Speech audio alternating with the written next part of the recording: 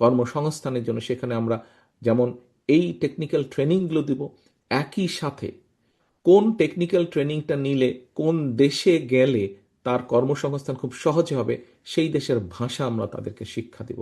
আমরা কয়েকটি ভাষা বেছে নিয়েছি। এখন মোটামুটি পৃথিবীতে যেই ভাষাগুলোর ডিমান্ড বেশি বা যেই ভাষাগুলো দেশে গেলে কর্মসংস্থানের সুযোগ সহজেই পাওয়া যাবে, সেই ভাষাগুলো আমরা কম বেশি রিসার্চ করে বের করেছি, সেগুলো আমরা শিখাবো সেই সকল ট্রেনিং ইনস্টিটিউটে। কাজেই প্রিয় সহকর্মীবৃন্দ, মূল কথা হচ্ছে আমাদেরকে এখন সামনে যেই সময় এসেছে এই সময় আমাদের মূল কাজ একটাই, করব কাজ, গড়ব দেশ, সবার আগে বাংলাদেশ। এটাই হতে হবে আমাদের মূল লক্ষ্য, এটাই হতে হবে মূল টার্গেট, এটাই আমাদেরকে অ্যাচিভ করতে হবে। আমরা আন্দোলন করেছি, সংগ্রাম করেছি 71 সাল থেকে 24 পর্যন্ত। আমাদের দেশের বহু মানুষ বিভিন্ন সময় শহীদ হয়েছেন, আত্মহতি দিয়েছেন, বহু মানুষ নির্যাতিত হয়েছেন, বহু মানুষ পঙ্গুত্ব বরণ করেছেন, দল মত নির্বিশেষে, শুধু রাজনৈতিক দল না, রাজনৈতিক দলের বাইরে। আজকে যাদের স্মরণে আমরা ডিজিটাল স্তম্ভ করছি, এর মধ্যে বহু শহীদ আছেন, বহু মানুষ আছেন, বহু সদস্য আছেন যারা গুরুতর অসুস্থ হয়ে এখনো ঢাকা সহ বিভিন্ন হাসপাতালে চিকিৎসাধীন আছেন। এদের মধ্যে বহু মানুষ আছেন যারা কোনো রাজনৈতিক দলের সদস্য নয়, শুধুমাত্র তারা এই দেশকে ভালোবেসেই সেদিন স্বৈরাচারের বিরুদ্ধে রাজপথে নেমে এসেছিলেন।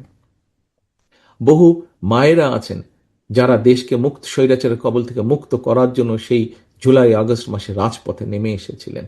বহু রিক্সা চালক, বহু সিএনজি চালক সহ সমাজের বিভিন্ন শ্রেণী পেশার মানুষ সেদিন বেরিয়ে এসেছিলেন রাজপথে, দেশকে মুক্ত করেছিলেন স্বৈরাচারের কবল থেকে।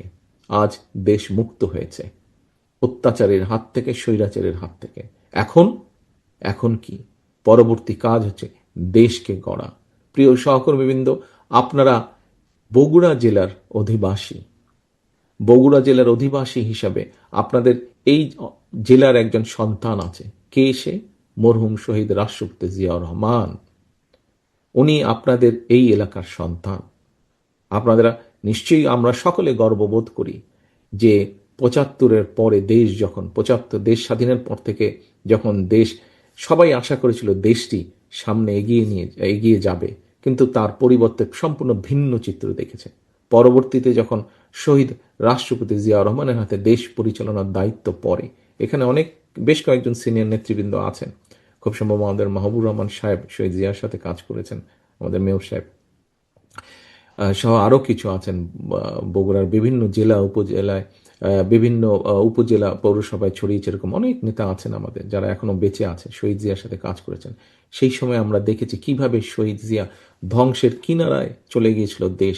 বটমলেস বাস্কেট ছিল, সেই বটমলেস বাস্কেট থেকে শহীদ জিয়া বাংলাদেশকে একটি খাদ্য রফতানির দেশে পরিণত করেছিলেন। আমরা দেখেছি কিভাবে শহীদ জিয়া, এই যে আমরা এখন গর্ব করি গার্মেন্ট শিল্প নিয়ে, এটি শহীদ জিয়া শুরু করেছিলেন। এই যে আমরা গর্ব করি এখন আমাদের বিভিন্ন মানুষ, প্রায় 1.5 কোটির মতন মানুষ বিদেশে কর্মসংস্থান করছে, প্রবাসীরা, তারা দেশে রেমিটেন্স পাঠাচ্ছে, সেই রেমিটেন্স দিয়ে আমরা চেষ্টা করছি দেশে মিল কল কারখানা গড়ে তুলতে। এই কাজটাও শুরু করেছিলেন শহীদ রাষ্ট্রপতি জিয়াউর রহমান। প্রিয় সহকর্মীবৃন্দ, বাংলাদেশে প্রায় 20 কোটি মানুষ। এই 20 কোটি মানুষের জন্য ধীরে ধীরে আমাদেরকে চিকিৎসা ব্যবস্থা গড়ে তুলতে হবে। এই 20 কোটি মানুষের মধ্যে আমাদের ভবিষ্যৎ প্রজন্ম যারা আছে তাদের সুন্দর শিক্ষা ব্যবস্থা গড়ে তুলতে হবে। এই সুন্দর শিক্ষা ব্যবস্থা গড়ে তোলার জন্য যে সকল শিক্ষক আছেন তাদেরকে আমাদের প্রপার ট্রেনিং এর ব্যবস্থা করতে হবে। এই 20 কোটি মানুষের মধ্যে যারা তরুণ সমাজের সদস্য তাদের কর্মসংস্থানের ব্যবস্থা করতে হবে। এই 20 কোটি মানুষের মধ্যে অর্ধেক হচ্ছে আমাদের নারী। তাদের পিছিয়ে থাকলে চলবে না। তারা কিভাবে ধীরে ধীরে শিক্ষিত এবং শিক্ষার আলোর মধ্যে প্রবেশ করতে পারেন এবং একই সাথে তারা কিভাবে অর্থনৈতিক মজবুত ভিত্তির উপরে নিজেদেরকে দাঁড় করাতে পারেন, তার জন্য আমাদেরকে কাজ করতে হবে। প্রিয় সহকর্মীবৃন্দ, যেই কথাটি বলছিলাম, শহীদ রাষ্ট্রপতি জিয়াউর রহমান ধ্বংসের কিনারা থেকে এই দেশকে বের করে নিয়ে এসেছেন। আপনারা তারই সৈনিক। আজকে দেশনেত্রী খালেদা জিয়া 91 সালে যখন সরকার গঠন করেছিলেন তখনও স্বৈরাচারের কবল থেকে দেশকে রক্ষা করে ধীরে ধীরে ধ্বংসের কিনারা থেকে উন্নয়নের পথে দেশকে নেওয়া হয়েছিল। প্রিয় সহকর্মীবৃন্দ, আপনারা এই দুই মহান নেতার সৈনিক। আপনারা আজ আপনারা আপনাদের হাতে বা আপনাদের সামনে ইনশাল্লাহ সেই সুযোগ এসে হাজির হয়েছে। আবার আমাদের দেশটাকে ধ্বংসের কিনারা থেকে গড়ে তুলতে হবে। আমাদেরকে কঠোর পরিশ্রম করতে হবে। সামনের দিনগুলো আমাদের খুব ভালো দিন নয়, কিন্তু দেশের অর্থনৈতিক অবস্থা ভেঙে পড়েছে। দেশের বিভিন্ন জায়গায় বিভিন্ন রকম অরাজকতা শুরু হয়েছে, বা কেউ কেউ কেউ কেউ করার চেষ্টা করছে। কাজেই এইগুলো সম্পর্কে আমাদেরকে সজাগ থাকতে হবে। দেশের কর্মসংস্থান, দেশের লক্ষ লক্ষ মানুষ বেকার হয়ে যাচ্ছে। এই বেকারদের কর্মসংস্থানের উপায় আমাদেরকে বের করতে হবে। দেশের কৃষকরা একটা নাজেহাল অবস্থার মধ্যে আছেন। অনেক সময় তারা তাদের উৎপাদিত ফসলের ন্যায্য মূল্য পাচ্ছে না। বাজারে ব্যবস্থার মধ্যে যেভাবে ভেঙে পড়েছে, যেভাবে বিভিন্ন দুষ্ট চক্র ঢুকেছে, তার থেকে এটাকে বের করে নিয়ে আসতে হবে, যাতে মানুষ সহজে ন্যায্য মূল্যে তাদের নিত্য প্রয়োজনীয় দ্রব্যগুলো তাদের হাতের নাগালের মধ্যে পায়।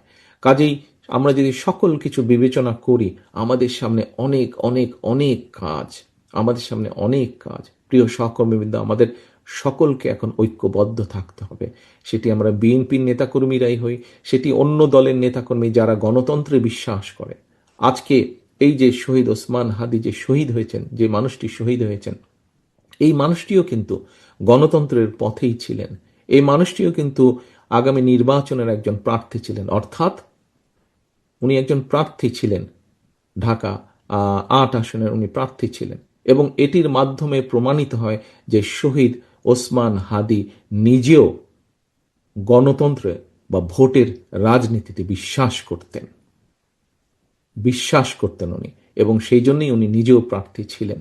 কাজেই আজকে শহীদ ওসমান হাদির প্রতি যদি সম্মান রাখতে হয় আমাদেরকে, আজকে আমাদের জুলাই শহীদদের প্রতি যদি সম্মান রাখতে হয়, জুলাই যোদ্ধাদের প্রতি যদি সম্মান রাখতে হয়, আজকে আমাদের ৭১-এর শহীদদের প্রতি যদি সম্মান রাখতে হয়, ৭১-এর মুক্তিযোদ্ধাদের প্রতি যদি সম্মান রাখতে হয়, তাহলে আমাদের একটাই লক্ষ্য হতে হবে এখন, দেশের মানুষের জন্য যেভাবে হোক শান্তি প্রতিষ্ঠা করা এবং দেশের জন্য কাজ করা, দেশকে সামনে নিয়ে যাওয়া।